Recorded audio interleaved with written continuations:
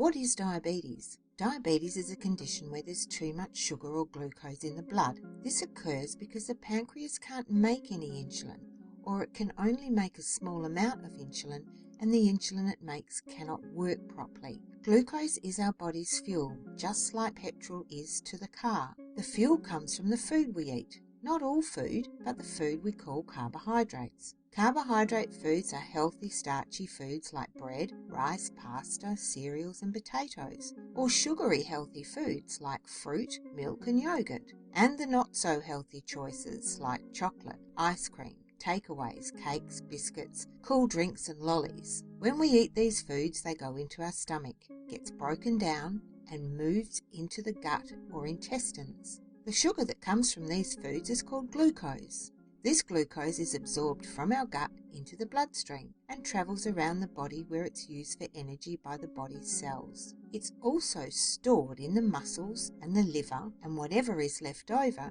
is stored in the fat cells. Our body makes insulin in an organ called the pancreas, and insulin works like a key to your front door.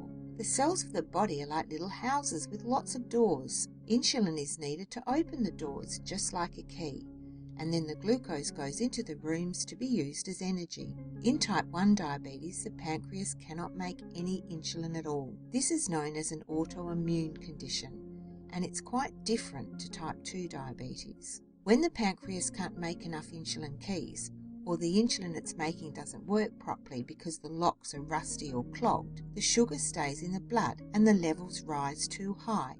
This is known as type 2 diabetes. Several things can cause these rusty locks. Age, being overweight or obese, especially around your waist, being inactive, a family history or ethnic background. Sometimes certain medications and other diseases can cause problems too. The rusty locks are often referred to as insulin resistance. The high levels of glucose can lead to complications like blindness, kidney disease, heart attack, stroke and amputation in both type 1 and type 2 diabetes. The symptoms of high blood glucose are thirst, peeing a lot, visual changes and feeling tired and lethargic. In many instances, people can have diabetes for a long time and not have any symptoms. That's why regular blood tests with your doctor are important as you get older, or if you have any of the risk factors that cause diabetes. Measuring glucose in the blood is done with a machine called a glucometer. The non-diabetic range is from 4 to 8 millimoles per litre.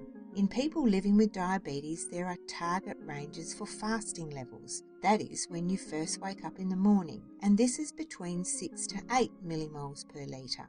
And 2 hours after food, from the time of the first mouthful, the target is less than 10 millimoles per litre.